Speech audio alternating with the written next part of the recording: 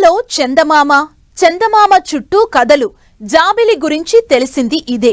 దాని మీద ఏముందో, మనుషులు ఉండొచ్చో లేదో క్లారిటీ లేదు.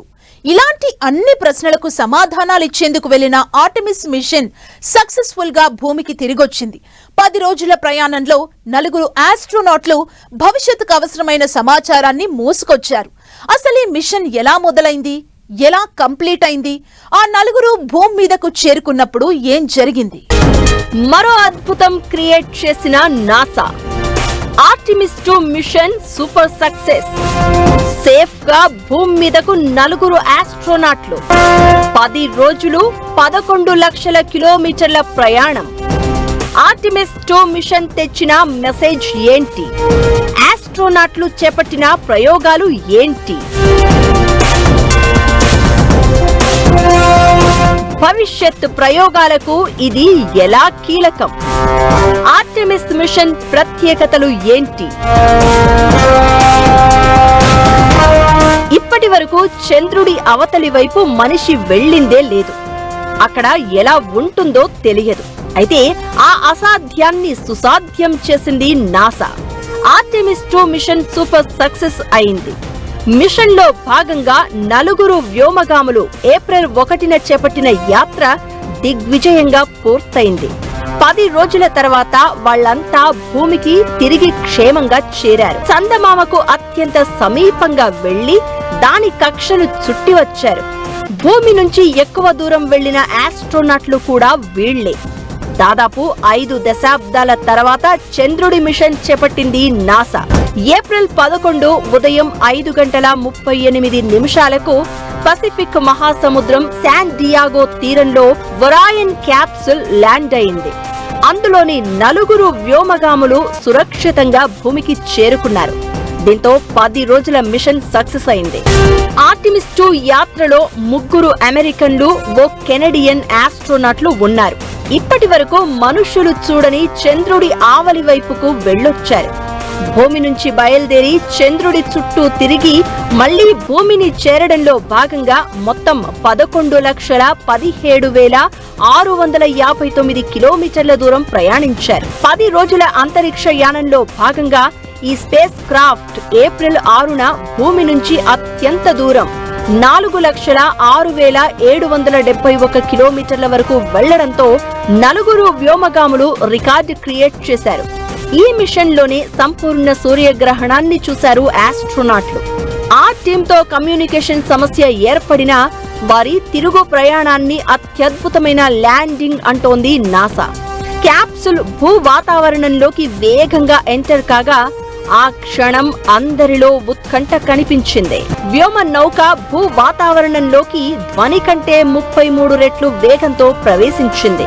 1960, 70 దశకంలో నాసా చేపట్టిన అపోలో మిషన్ల తర్వాత వ్యోమనౌక ఇంతటి వేగంతో రావడం ఇదే మొదటిసారి.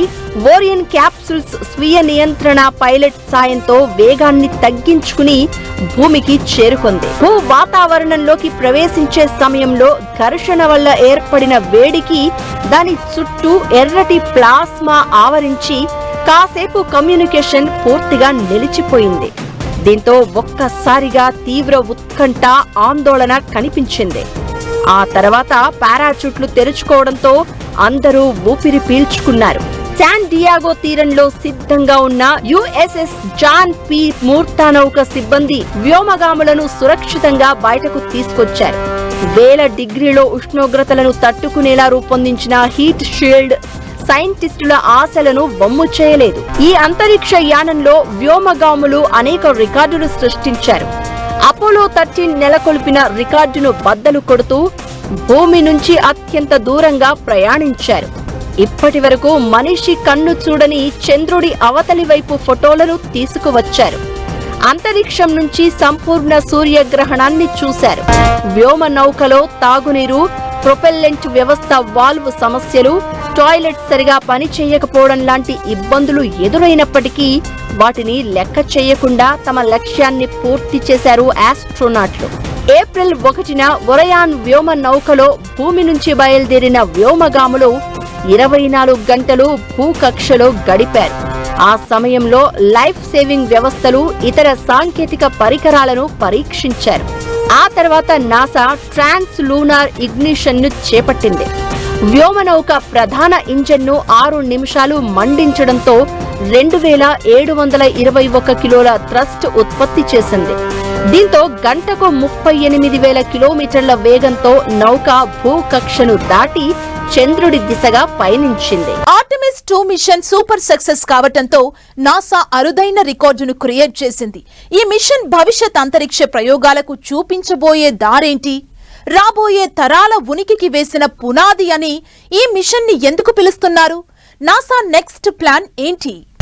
1972 తర్వాత మొదటిసారి చంద్రుడి చుట్టూ మనుషులు ట్రావెల్ చేసిన ఈ test flight NASA Artemis program కు బలమైన ఫౌండేషన్ వేసింది. ఇది చంద్రుడి చుట్టూ ప్రయాణమే కాదు, భవిష్యత్ ల్యాండింగులు, చంద్రుడిపై శాశ్వత నివాసంతో పాటు మార్స్ మిషన్లకు అవసరమైన డేటా, టెక్నాలజీ వాలిడేషన్ అందించింది. 1972 నాటి అపోలో 17 యాత్ర తర్వాత మానవులు చంద్రుడి దగ్గరకి వెళ్లి రావడం ఇదే మొదటిసారి. ఈ విజయం 2028లో చంద్రుడి దక్షిణ ధ్రువంపై మనుషులను దించాలనే లక్ష్యంతో చేపట్టనున్న ఆర్టెమిస్ 3 లాంటి భవిష్యత్ ప్రయోగాలకు మార్గం సుగమం చేసింది. 2022లో మానవరహిత ఆర్టెమిస్ 1 ప్రయోగం సక్సెస్ అయిన తర్వాత ఆర్టెమిస్ 2ను రూపొందించారు. ఆర్టెమిస్ 1లో మనుషులు ఎవ్వరూ వెళ్లలేదు. కేవలం ఖాళీ రాకెట్ ఓరియన్ నౌకను చంద్రుడి చుట్టూ పంపి అది సురక్షితంగా తిరిగి వస్తుందో లేదో పరీక్షించారు. అది సక్సెస్ అయింది. ఇప్పుడు జరుగుతోంది ఆర్టెమిస్ 2, మనుషులతో చంద్రుడి వైపు వెళ్లిన మొదటి మిషన్. ఇందులో 4 వ్యోమగాములు ఉన్నారు. చంద్రుడిని చుట్టి అంతరిక్షంలో మానవ మనుగడకు వ్యవస్థలన్నీ సరిగ్గా పనిచేస్తున్నాయా అని పరీక్షించారు. ఇది ఒక రకంగా టెస్ట్ డ్రైవ్ లాంటిది. దీని తర్వాత ఆర్టెమిస్ 3 అనేది అసలైన ఘట్టం. 2027 లేదా 2028లో ఈ మిషన్ జరుగుతుంది. ఆర్టెమిస్ 2 తీసుకువచ్చిన ఇన్ఫర్మేషన్ తో ఆర్టెమిస్ 3 మిషన్ ద్వారా మనుషులు చంద్రుడి మీద అడుగు పెడతారు. ఇందులో వ్యోమగాములు చంద్రుడి దక్షిణ ధ్రువంపై దిగి పరిశోధనలు చేస్తారు. ఆర్టెమిస్ 2 మిషన్ సక్సెస్ తో నాసా సాధించిన ఘనతపై అమెరికా అధ్యక్షుడు ట్రంప్ రియాక్ట్ అయ్యారు. ఆర్టెమిస్ క్రూ నాసా సైంటిస్టులను అభినందించారు. వారికి భవిష్యత్తు లక్ష్యాలను సూచించారు. ఆర్టెమిస్ 2 సాధించిన విజయం తనను ఆనందంలో ముంచేసింది అన్నారు. ఈ మొత్తం ప్రయాణం ఓ అద్భుతమని, స్ప్లాష్ డౌన్ విజయవంతం కావడంతో ఈ మిషన్ సంపూర్ణమైందని, అమెరికా అధ్యక్షుడిగా తాను ఇంతకంటే గర్వపడలేనని అన్నారు. త్వరలో వైట్ హౌస్ లో నాసా సైంటిస్టులు 4 వ్యోమగాములను కలుస్తాను అని చెప్పారు. ఇకటు మరో ప్రయోగానికి తెర తీశారు ట్రంప్. ఇక తమ తదుపరి అడుగు అంగారక గ్రహంపై పడాలని సూచించారు. ఇక ఆర్టెమిస్ 2 మిషన్ అనేది ఇది ఒక దేశానికో ఒక సంస్థకో సంబంధించిన విజయం కాదు. ఇది యావత్ మానవ జాతి మేధస్సుకు, అన్వేషణ కాంక్షకు దక్కిన గౌరవం. 4 ఆస్ట్రోనాట్లు చెప్పే అనుభవాలు, సేకరించిన డేటా రాబోయే 100 ఏళ్ల అంతరిక్ష పరిశోధనల దిశను మారుస్తాయి.